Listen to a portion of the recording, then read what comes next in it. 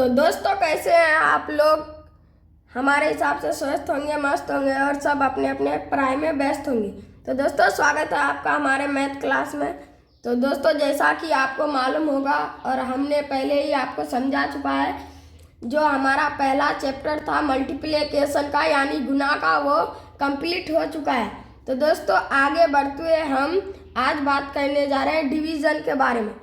दोस्तों, डिवीज़न का पार्ट 1 हमने अगले पार्ट में डाल दिया था, लेकिन उसमें थोड़ा शॉर्ट में था। तो आज इस वीडियो में हम थोड़ा बड़ा करके विस्तार से जानेंगे। तो चलिए शुरू करते हैं आज का हमारा क्लास। तो दोस्तों, जैसा कि आप लोग को पता होता है कि मैथ में 4 पिलर होते हैं। पहला एडिशन यानी जोड़, दूसरा माइनस यानी सब्ट्रैक्शन,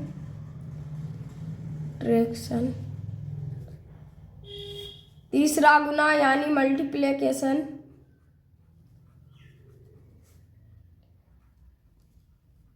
और चौथा भाग यानी डिवीजन।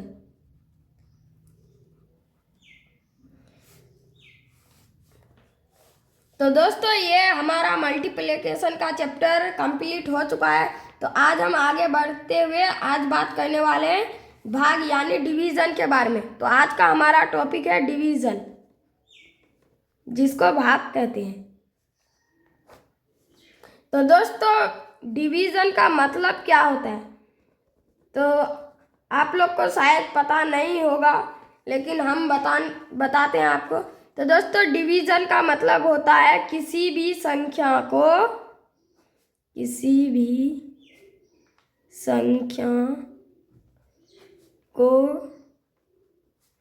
बराबर हिस्सों में बांटना।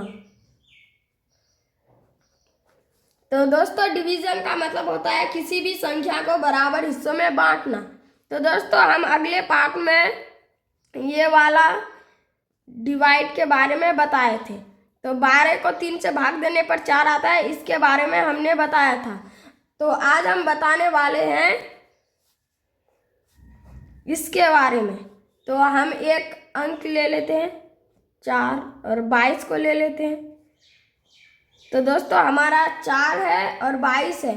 तो 4 को कितने बार पढ़ेंगे कि 22 आएगा। तो आप लोग को बोले थे पारा जरूरी याद होना चाहिए। तो दोस्तों, 22 4 के पारा में नहीं आता है, तो उससे कम ले लीजिए। 22 से कम 20, तो 4 के पारा में 20 आ जाता है, क्योंकि 4 को अगर 5 बार पढ़ेंगे तो 20 आएगा। 4 एकन 4, 4 दूनी 8, 4 तिया 12, 4 चौक 16, 4 पंचे 20। तो 5 यहाँ लिख लेंगे और यहाँ आ जाएगा हमारा 20। तो देखिए दोस्तों, यहाँ माइनस कर देना है।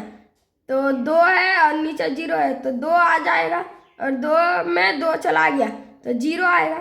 तो ये हमारा 2 आ गया है। 4 को अगर 22 को अगर 4 से भाग देंगे तो 2 शेष रह जाते हैं। दोस्तों, ये जो 5 है हमारा, ये है हमारा क्यूटेंट, जिसको बोलते हैं भागफल।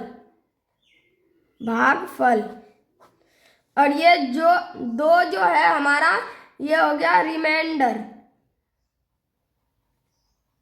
जिसको हिंदी में बोलते हैं शेषफल। और ये जो 22 है हमारा, ये हो जाएगा डिवाइड यानी भाज्य। और जो 4 है हमारा, जिससे हम भाग दिए थे, ये आ जाएगा हमारा डिवाइजर यानी भाजक। तो दोस्तों, ये आप लोग समझ चुके हैं कि भाज्य कौन है, शेषफल क्या है, भागफल कहाँ है, भाजक कौन होता है। तो दोस्तों, हम आपको और एक मैथ ले के बताते हैं। 3 को ले लीजिए, फिर यहाँ 21। तो आप देख सकते हैं 3 को 21 से भाग देना है। तो दोस्तों, 3 को कितना बार पढ़ेंगे कि 21 आएगा।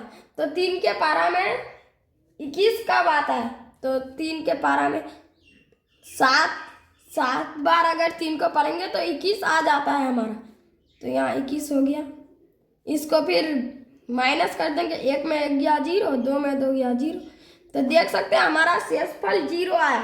तो दोस्तों देखिए ये 3 जो है 3 के पारा में 21 आ जाता है, इसीलिए ये हमारा शेषफल नहीं बचा। और 4 के पारा में 22 नहीं आता है, यानी 20 आता है, तो इसीलिए इसमें शेषफल 2 आए।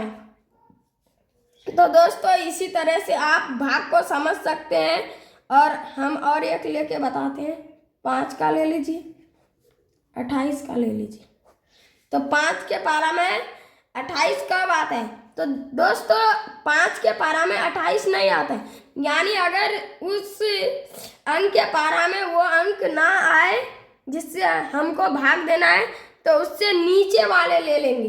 तो 28 से नीचे 26, 27, 27 भी नहीं आता है, 26, 26 भी नहीं आता है, 25। हाँ, तो 5 के पारा में 25 आ जाता है। तो 5 5 6 25, 8 में 5 जाएगा 3, 2 में 2 जाएगा 0। तो देखिए शेषफल हमारा 3 आ गया, क्योंकि 5 के पारा में 28 नहीं आया था। तो इसी तरह आप बना सकते हैं भाग। और दोस्तों अगर हमारे साथ बने रहिएगा तो मैथ बनाना आपके लिए बहुत ही ईजी हो जाएगा। तो दोस्तों इसी तरह आप भाग बना सकते हैं।